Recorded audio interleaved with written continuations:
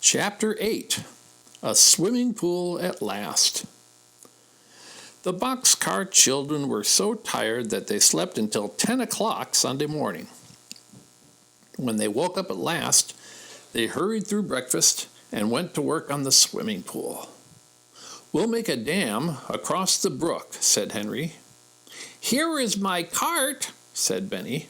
"I'll cart stones and logs in it." "Good for you," laughed Henry. First, the four children went down the brook to look at the pool Jessie had seen. The water was quiet here, and there was clean sand all around the little pool. "It's big enough for a swimming pool," Henry remarked, "but I don't think it's deep enough." He put a long stick in to see how deep it was. When he looked at the wet stick, he found that the water was about a foot deep. "A swimming pool should be at least 3 times as deep," he said. "Then it will be deep enough to swim in, and it won't be too deep for Benny. We'll build the dam here with logs and stones." While the other children started the dam, Jessie washed all their stockings. "We won't want our stockings on while we're working in the brook," she remarked, as she rinsed them and hung them on the clothesline to dry. "So, this is a good time to wash them." It was hard work building the dam, but the children liked hard work. Henry and Jessie pulled the logs to the brook, and Violet and Benny carried the stones with the help of the cart. Now and then Henry was called on to help with a heavy stone, but the 2 younger children carried most of them. "Splash the stones right into the water," Henry told them, "but be careful to keep them in a line between these 2 trees." The children watched with delight as the wall of stones under the water began to grow higher and higher. "The rock wall will help hold the logs in place," said Henry. At last it was time to lay down the logs across the brook. "Let's lay the first ones between these 2 trees," said Jessie. "Then the trees will hold both ends of the logs." "Good work," cried Henry, much pleased. "That's just what we'll do." But when the first big log was splashed into place on top of the stone wall, the water began to run over the top of the log but around both ends. "Oh dear," cried Jessie. "The water runs around the ends every time. What shall we do?"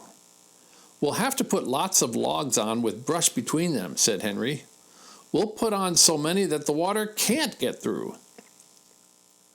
They laid 3 logs across, with 3 more on top of them, and 3 more on top of those. Violet filled her arms with brush and held it in place until each log was laid. Benny filled the holes at the end of the logs with flat stones. Such wet children never were seen before, but the hot sun would dry them off, and no one cared. When the 3 top logs were laid in place at last, the 4 tired children sat down to watch the pool fill. But Henry could not sit still as the water came higher and higher up the dam. "See how deep the pool is getting," he cried. "See how still it is." At last the pool was full, and the water came over the top of the dam and made another waterfall. "It's just like a mill dam," said Henry. "Now the pool is deep enough for all of us to swim in." "You boys can have the first swim," said Jessie. "We girls must go get dinner. We'll ring the bell when we are ready." The boys splashed around in the pool while the girls made a fire and hung the kettle of brown stew over it, stirring it now and then. Violet cut the bread and then got the butter, hard and cold, out of the refrigerator. When everything was ready, Jessie rang the dinner bell. This bell was only a tin can from the dump. Jessie had hung it on a tree with a string, and she rang it with a spoon. Then she got the ladle and began ladling out the stew.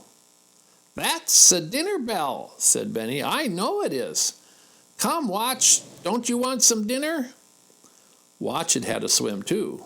He came out of the water and shook himself. The 2 boys put on their dry clothes and went to Sunday dinner. "Let me ring the bell again," said Benny.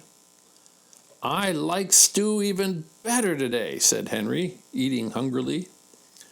"That's because we worked so hard," remarked Jessie. Let's go for a walk in the woods this afternoon." "Oh, let's!" cried Violet. "Let's go exploring again." The children washed the dishes and then started on their walk. As they went along, Watch began to bark. At first, the explorers were frightened. "Oh, what is it?" cried Violet. "Maybe it's a rabbit," said Henry. Then they saw a hen running away through the woods. Watch ran after her, but Henry called him back. "Don't run after the poor hen," he said. "The hen had a nest," remarked Benny. "What?" asked Jessie. "She had some eggs in it," said Benny. "Come here and see." Jessie looked on the ground where Benny was pointing and saw a nest with 5 eggs in it. "A runaway hen," said Jessie. "She wanted to hide her nest so she would have some chickens. We'll have the eggs for supper. I know how to cook eggs." The eggs made a delicious supper. Jessie put them in a bowl with a little salt, and Violet took a spoon and stirred them as hard as she could.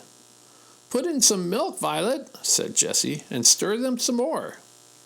Henry started up the fire. The big kettle was hung over the fire, and Jessie put in some butter.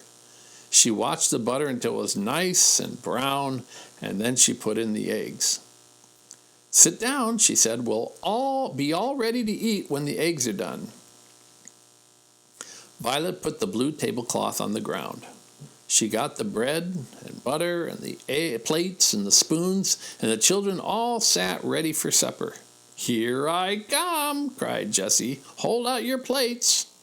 "Oh, Jessie," cried Benny, "this is the best meal I ever ate. I found the eggs, and you cooked them." "Yes, you did, Benny," said Henry. "Thank you for a fine meal." "Tomorrow we'll have to eat bread and milk," said Jessie. But when tomorrow came, the children had more than bread and milk, as you will soon see.